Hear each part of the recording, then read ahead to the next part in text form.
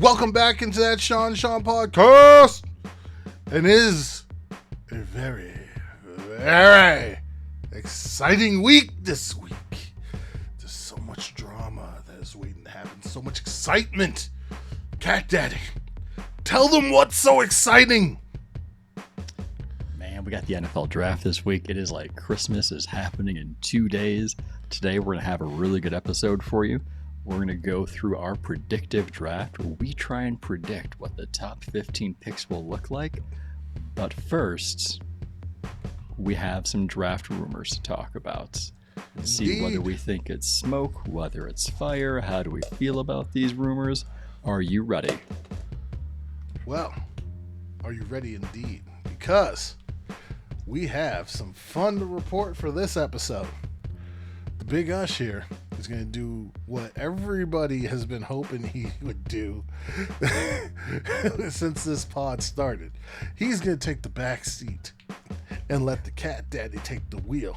And you're going to hear the Cat Daddy's soothing, sizzling sounds of his voice for the majority of this pod. Cat Daddy, it's your show. Welcome to the Cat Daddy Hour. It's not an hour. All right. Hopefully not. That's going to be, hopefully not. Should be much less. Anyways. But let's get started with some rumors as we head into this draft. So I'm going to tell you the rumor that I've seen floating around, and you tell me whether you think it's smoke or fire. So the first rumor is Trayvon Walker continues to shoot up draft boards due to his elite athleticism. Does he have a legitimate chance to be drafted number one? Fire! You think fire? In the great words of, what's my guy? The Doors. All right, so we think it's fire. So I think it's pure fire. The rumor out of Jacksonville is that Trent Baalke prefers Trayvon Walker at number one, but owner Shad Khan prefers Aiden Hutchinson. I can see that. So it's interesting because who's going to have final say when it comes to the draft? Is it going to be the GM or is the owner going to step in? So that one's going to be an interesting one to watch. I think Trayvon Walker he's definitely moved his way up the draft. Seeing him at that 1-2 position, I can see it more. So I'm believing it more. I don't think he has a shot for number one, though. I do think he has a shot for number one. Here's the thing. Trent Baalke is what he is, but I bet you he's seeing some Justin Smith there. He could. Does Trent Baalke have a good track record of drafting players? Has he ever drafted anybody? All right, so that's Jacksonville. It's looking at the number one spot. Now, if we move back one spot, we're looking at the Detroit Lions. Malik Willis is still a possibility at number two for Detroit. No, I think that's smoke. Think that's smoke? I think that's pure smoke. There's too much talent in this draft. What about the rumor that Aiden Hutchinson is number one on Detroit's big board? Fire. I mean, you could set the city ablaze with that.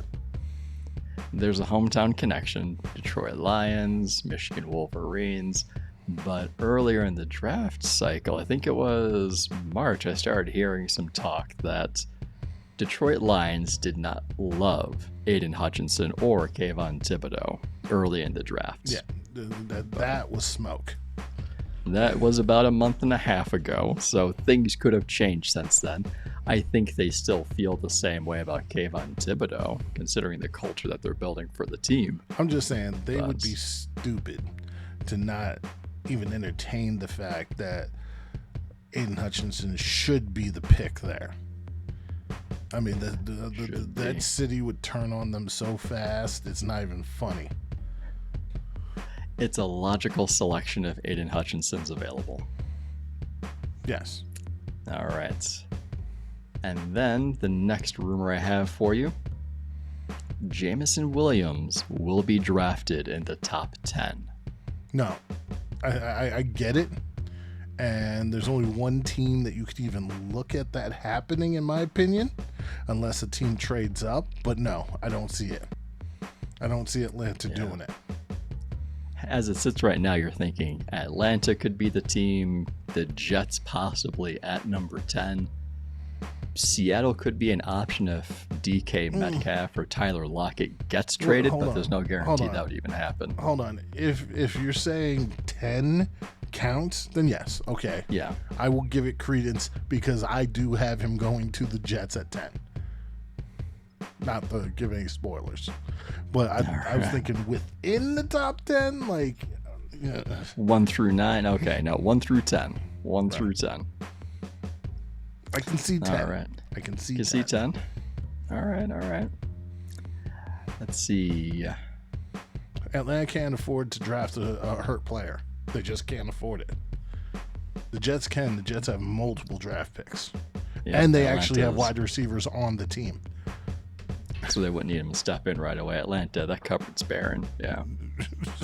They need players who can play right now. Right now. Speaking of the Jets, rumors have Jets offering up the number 10 pick.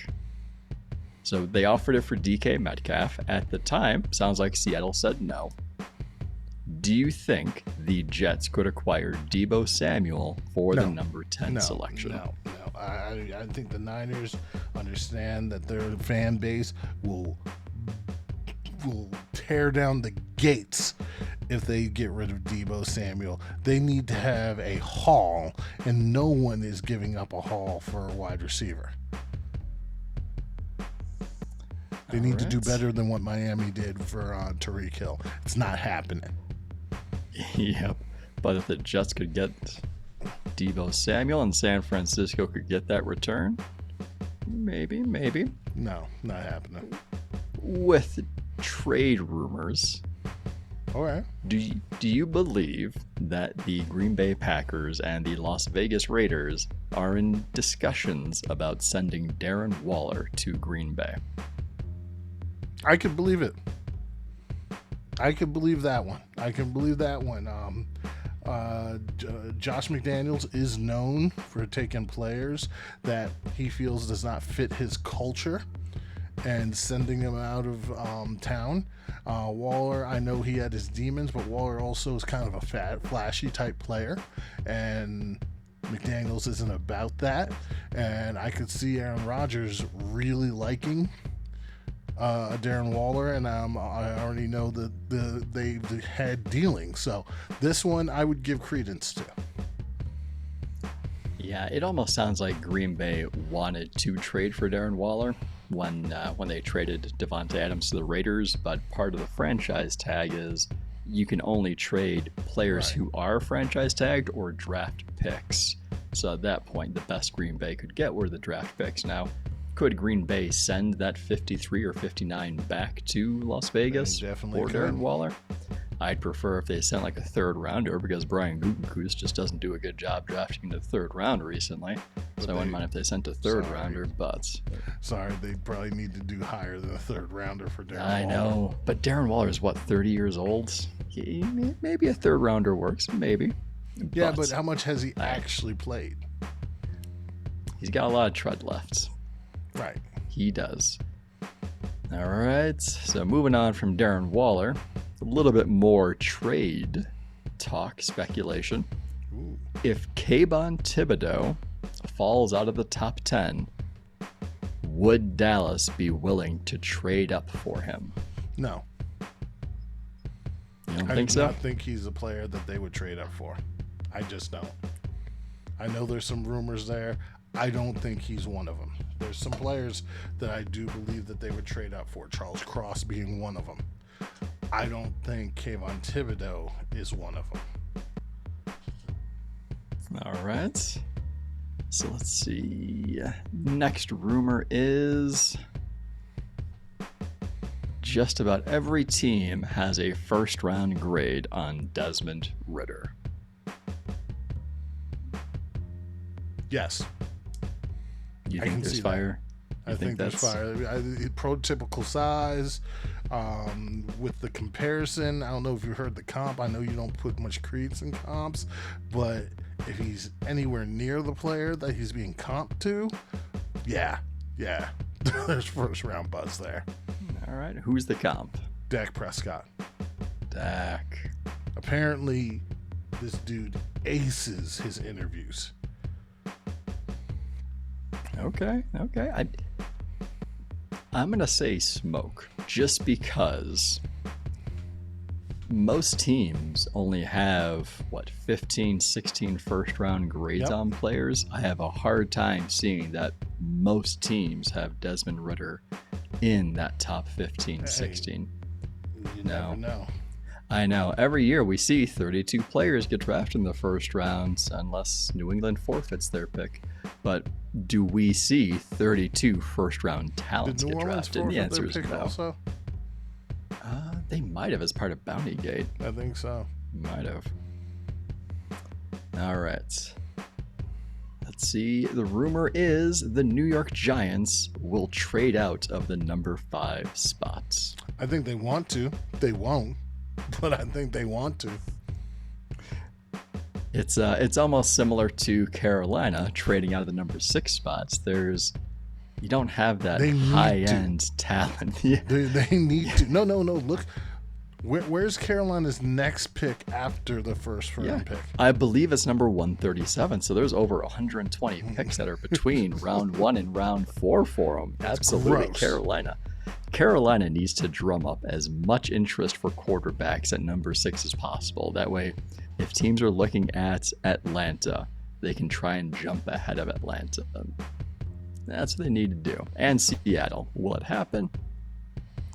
We're going to find out in a few short days. Indeed. All right. The next rumor is Green Bay could trade out of the first round if the receiver they want is not available. All the way, like with both picks? Let's just say one. Yes. I can see that. If the receiver they want, Green Bay does nonsense like this. So if the receiver they want is gone, they're going to move. They've done it. We've seen it. We've seen them trade up for Jordan Love. We've seen them trade. What was it when in the other draft? What they do? They got Jair Alexander. They traded back and they traded up. They traded back with Seattle and they traded up with New Orleans, I think, or was the other way around. But even last year with Eric Stokes, like if the player they want's gone, they tend to be like, screw it. Yeah, Brian Gutekunst is very active in the draft, so I wouldn't be surprised if Green Bay traded up, traded down, traded out.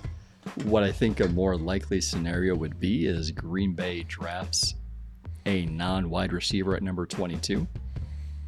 If the wide receiver they want at 28 is gone, I could see them trading to a team looking to take a quarterback at the end of round 1 because it's pick number 28.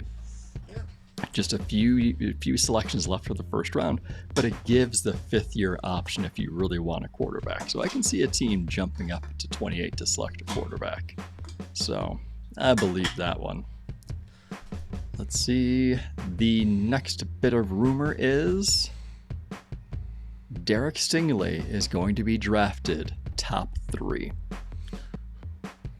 Smoke. I can't believe it. I'm sorry. I just can't get on board with this. I know the talent is there, but I just can't do it. All right. If they said top 5, okay, I can get there. But top 3? But, top 3. You're really looking at Detroit and you're really looking at Houston. You're looking at one of those two. All right, and let's see what else I've got in my bag of rumors. Might have to dig a little bit deeper here.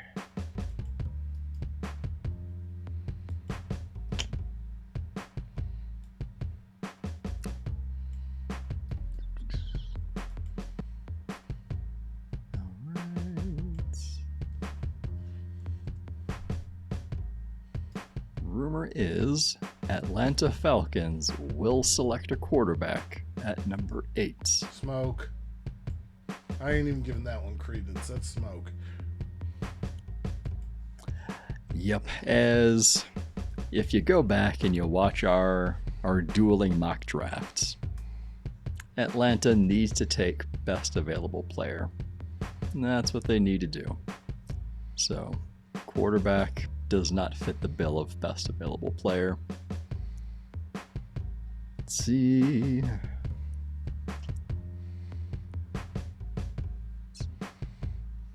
The Bears will build around Justin Fields in this draft. So we're thinking offensive line, we're thinking receiving weapons. This should be fire. This should be burning hot. I mean, if it's not, someone needs to be fired sooner than later. I'm just saying, like, this should be no-brainer, like scorching hot with the fire of the sun.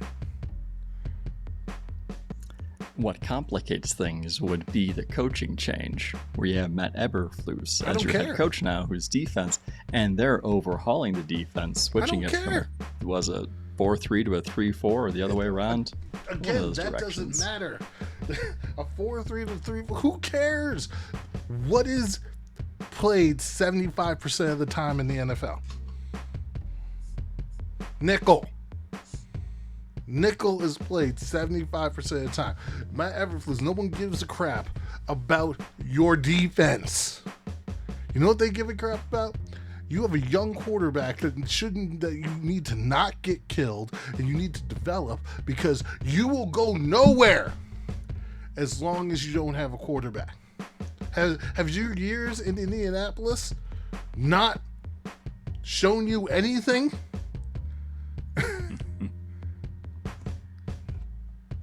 I agree. I think they need to build around Justin Fields, regardless of the change on defense.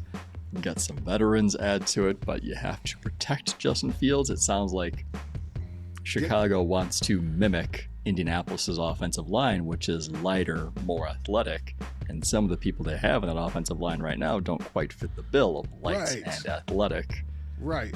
Get the offense right, then build up your defense. Yep, all right. And then another rumor I saw. Although he's still considered a top 10 selection, Evan Neal did not receive positive marks for medicals and could experience a draft day slide. I think that's smoke. I honestly think that's smoke. I really do. Yeah, I think so. We haven't heard anything of any medical issues from Evan Neal, whether small or minor. And he's performed at his pro day and everything. I know. The crazy thing is, look at last year with Jeremiah Owusu-Koramoah. Nobody knew anything of medical concerns prior to draft day. And all of a sudden, he slides to round 2. And look what happened. He looked pretty good. I'm just so... I know. I see Washington taking Jamin Davis from Kentucky, and I'm like, why aren't you taking JOK? Because they're dumb. So, all right, let's see what else we got. Will the New York Giants trade Kadarius Toney prior to the draft? No. No, we got 2 days. Yeah. No. Time is running out. Will the... I just find it hard to believe that someone's going to trade a guy they just drafted last year. How often does that happen? A guy that they just drafted the year prior. Tell me the last time that's happened. Josh Rosen. Okay. Other than a quarterback. Nope, far too early to give up on a first-round talent. Even in Josh Rosen's case, it's far too early to give up on him. Now, I wouldn't mind if the Packers traded Jordan Love. We've discussed this before. Which brings me to my next point. Jordan Love last year. Even with that, they didn't draft him last year. They drafted him 2 years ago. They did. All right. Is that it for rumors? Are we getting into the game? Let me see if I can find any other good ones real quick to drop on us. Otherwise, we will then move into the game. Let's see. Draft rumors include Kayvon Thibodeau. But we already talked about him. All right. Those seem to be all the good ones. So we're going to move on to the draft game. Now, if you didn't tune in last year right before the draft, we go through and we try and predict as accurately as possible the top 15 selections in the NFL draft. I think last year was a little bit easier. I think this year is going to be a little bit more of a challenge. Our scoring system is a little unique. The most points are awarded when you can put the right player to the right team at the right selection. That gets you the most points. However, that is not the only way to get points. You can also get points if you select the right player to the right team, or you come within one or two picks of where that player ends up getting drafted. So it may sound a little bit complicated, but we added that in just so it makes it more fun. So there's more ways that we could score points. All right. So for us, it works. Let's see. All right. So you want me to go or you want to go?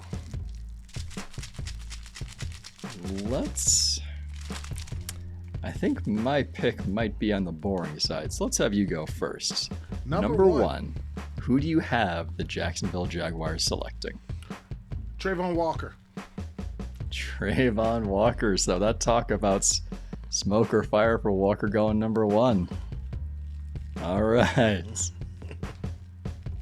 Very good. My number one selection for the Jacksonville Jaguars is going to be Aiden Hutchinson. I think if it comes down to Trent Baalke versus Shad Khan, I think Shad's going to want his guy. So I've got Aiden Hutchinson. Number two, who do you have? Coach. What's that? I think it's going to come down to Doug Peterson. Maybe. All right, number two, Detroit Lions. Who do you have the Lions taken? That one makes a lot of sense. All right. In this case, Hutchinson was my number one pick, so I have Trayvon Walker going number two. All right. Well. So it's not very far. Number three. All right. Number three, the Houston Texans. Here's where we get a little weird. I'm telling you right now, I'm going to lose. I'm telling people right now, I'm going to lose. I don't have any trades in mind. And yeah, mine's going to lose. So to the Houston Texans, I have Ahmad Sauce Gardner going 3 overall. So do I. I have Gardner going number 3 to the Texans. I think there's a better chance an edge talent could fall to them at number 13 as opposed to Sauce or even Derek Stingley. So I have Sauce going number 3 as well. So we both might be losing big on this one. Number 4, New York Jets. I got Derek Stingley Jr. going to the Jets at number 4. People Knowing haven't that looked at each other's boards or anything. So, Nope. Who's your number 4? So my number 4 is going to be Ikem Ekwonu from North Carolina State. Now, I don't think the Jets need to address offensive line. But looking at the offensive line, you have Mekhi Becton at one tackle. You have Elijah Vera Tucker at guard. And then the other guard is Laken Tomlinson. And the other tackle is George Font. Now, I don't know how much longer George Font is going to be available. And if the Jets are looking to move on in the future, getting Ekwonu now is going to be great because he is the best run blocking tackle in this class. And if the Jets want to build up that run game to help protect Zach Wilson, this is the way to go. It may be, but I think they're going to value trying to get defense and Robert Saleh's. I know Robert Saleh doesn't really go for corners, or was that just in San Francisco where, they didn't want corners? So we'll see. Next up for the Giants, I have Ikem Ekwonu, offensive tackle, North Carolina State. the Giants need offensive linemen. It's one of their biggest needs. This guy is the best offensive lineman in this draft, in my opinion. I also have the Giants going offensive line. Now in mine, Ekemekonu just went the pick before, so in this one, I have that big mamma jamma from Alabama, Evan Neal, going to the Big Apple. Still on my line. Number 6 for the Carolina Panthers. That's where the big mamma jamma from Alabama is going. That's Evan Neal. So the Panthers can try to, I don't know, protect somebody back there. You know, if it's Sam Darnold or whoever. Yep, I am on a similar wavelength. I think the rumors of them taking a quarterback at number 6 are, Greatly I want to say, exaggerated. preposterous, just because a quarterback is not going to solve the issue, and any quarterback they take in this class at number 6 is not going to be ready to start week 1. So you still have another year of Sam Darnold. So if you're going to stink it up this year, why not wait and see what next year's draft class brings you? Because the talent, I mean, you're potentially looking at 2 franchise quarterbacks coming out in next year's draft, assuming everything goes well this season. But like you, I'm thinking we got to use the offensive line, because that's been a big area of opportunity for anybody who wants to play quarterback for him. So I have Charles Cross, because he's my 3rd offensive tackle off the board. So I have Charles Cross going to Carolina. We're circling back to the New York Giants at number 7. New York Giants at number 7. I have Kayvon Thibodeau out of Oregon. He's a freak athlete, regardless if he likes his brand or not. This guy's going to be a stud in the NFL. Let's stop it. He's not lazy. Who cares if he protected himself in college? All right, for me, after we addressed offensive line at number 5, we're either looking at edge or cornerback, and cornerback becomes more of a need when we factor in that James Bradbury is being dangled out there as trade baits, so he may not be on the team much longer. We need a cornerback, so I'm picking Derek Stingley Jr. to the Giants at number 7, which brings us to the Falcons at number 8, which I think is a huge wild card in this entire draft. All right, so I have the Falcons selecting what I believe the NFL believes is the best wide receiver in this draft.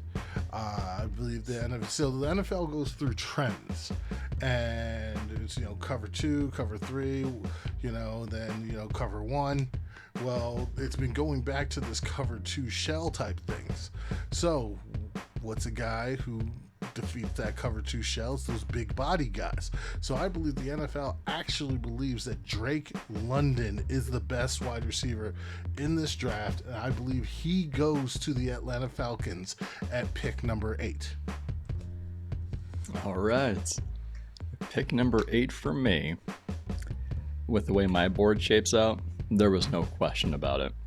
Atlanta needs to pick the best available player, and he's there, and also fills a position of need because they have needed edge help for the longest time. So with Kayvon Thibodeau on my board sliding down to number 8, Atlanta has to run that card up to the podium. They can't walk, they can't do anything. They have to run that sucker up there. All right, so the Seattle Seahawks have always been the wild card, taking the guys that they want to take when they want to take them. And I think they take Malik Willis, quarterback out of Liberty Hill. It's been known that there's some interest there. If he falls to them, I could really see them taking him and have that battle with what's his name,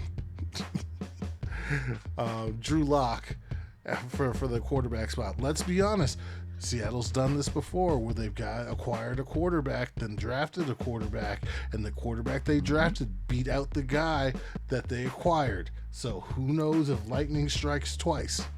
Yep, that's the Russell Wilson, Matt Flynn era. Yes. All right, number 9 for me. They would love one of the top 3 tackles to fall to them. But in this case, the top 3 tackles went off the board right in a row with my draft. That does not stop them from selecting a tackle here, because Pete Carroll loves to run the ball, and you need a mauler to effectively run the ball. So I think here, Seattle is going to reach up for Trevor Penning from Northern Iowa. We'll see how that goes. All right, number 10. with the New York Jets. I think this is where Jamison Williams comes off the board. Jamison Williams is a dynamic threat. The Jets have been known for this offseason for trying to get some sort of wide receiver talent. I think this guy has got a lot of that ability that they're looking for, a little bit more dynamic than one of the guys they were trying to go for in DK Metcalf. For the Jets, defense is important, but your franchise quarterback is more importanter. Does not work. More important. I know. It's far more important. I'm on the same wavelength as far as a wide receiver. They've been offering that number 10 pick for a couple of veteran wide receivers. They haven't gotten it to go through, so it only makes sense that they select a wide receiver at number 10. And number 1 wide receiver I think they will select is Garrett Wilson, because he is, if he catches the ball, he's going to pick up extra yards. He's going to make the plays. He'll fit well with Corey Davis. He'll fit well with the new tight ends they brought to town. They have, who was it? CJ Uzama. There we go. And I think they have like Tyler Conklin that they brought in. So I think they're going to try and build around Zach Wilson to make sure that he is, 1, upright, and 2, he has more playmakers to get the ball to. All right, next up I have Washington, and with Washington, they could go receiver, but I don't think they will. They play in the division that's a very difficult division who have receivers, and they could be getting more receivers. They need to contend with that. Their secondary is lackluster at best, and I think they lost some people. So I think they take the best corner currently on the board, and Trent McDuffie gives some edge to that, secondary room. All right, so you and I are in the same wavelength as far as secondary. Now, how we look at secondary is slightly different, because I look at Washington, the Washington football team, and I see head coach Ron Rivera, and I Commanders. see defensive coordinator Jack Del Rio. They like to use a lot of 3 safety packages. Landon Collins is no longer in Washington, so it only makes sense to add another safety in there who gives you a little versatility. And I'm going Kyle Hamilton to the Washington football team. So, that being said, I have the Minnesota Vikings up. They need safety help. They like certain types of guys, and Kyle Hamilton is a guy that I think would fit right in that Minnesota room right there. He's a hybrid type guy. They kind of need linebacker too, so he could do both. Actually, he could probably play corner for them if they need be. And where the top 3 corners are off the board, top 3 corners are off the board, I think they go to the top player that's on the board at that given time period. I like the Kyle Hamilton pick, but I don't want to see him in the NFC North. I don't. Let's see, my number 12 pick for Minnesota, funny enough, is Trent McDuffie. Minnesota Vikings need cornerback help, and McDuffie is a good option that satisfies need but also gives value. So I have Trent McDuffie. Who do you have number 13 to Houston? Houston, they have coming up. They need so they went corner early on. Next up, I think they go to the offensive side of the ball. I still have Charles Cross out there. Charles Cross gets drafted by Houston, helps so just in case if they do want to trade Laramie Tunsil, or if they want just some badass bookends and their offensive line to help see if Davis Mills is the guy. All right. For me, I do not have the Houston Texans selecting number 13.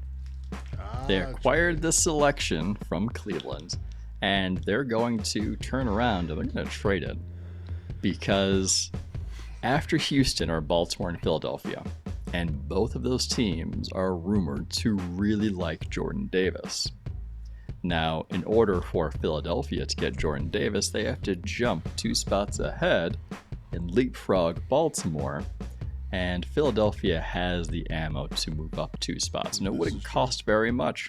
So last year, the Eagles traded up to draft Devontae Smith.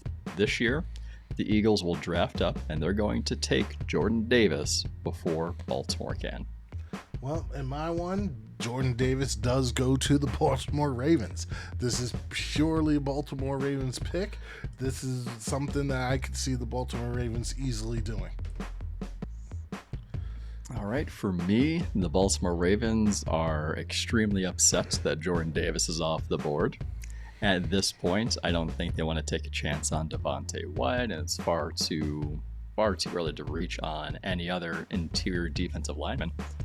So here, I have the Baltimore Ravens selecting George Karlaftis from Purdue.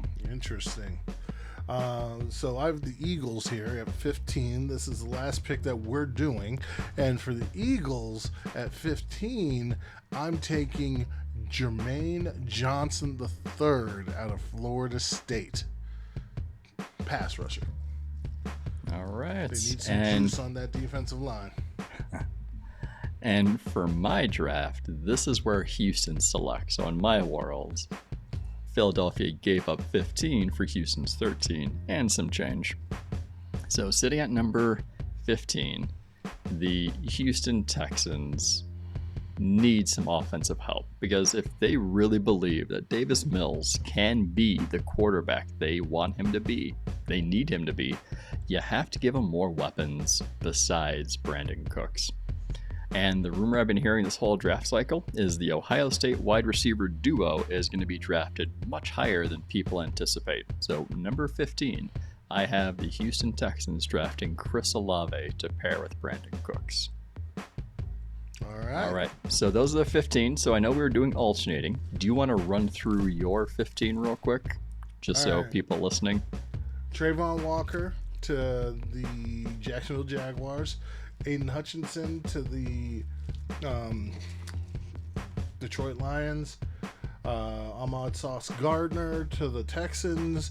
Derek Stingley Jr. to the Jets. Ikemi Kwamu to the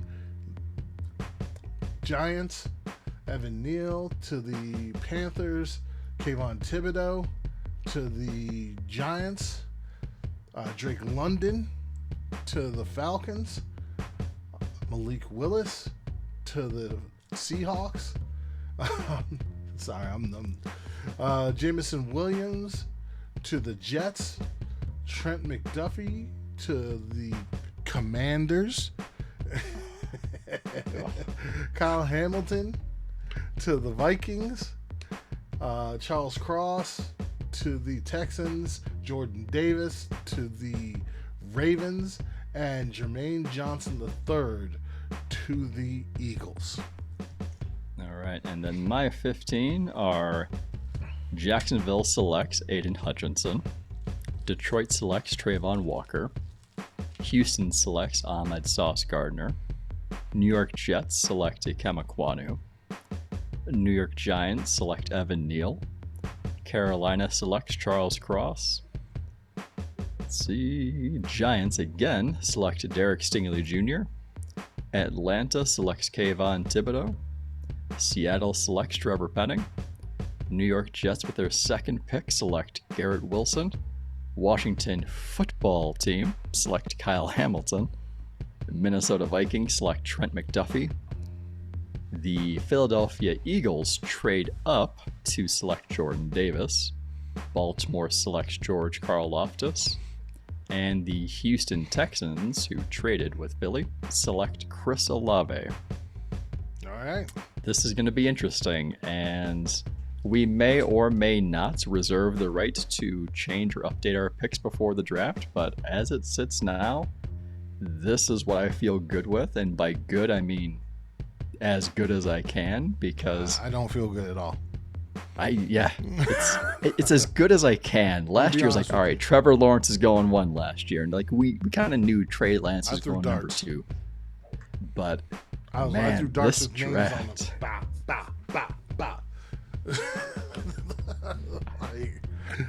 Yep.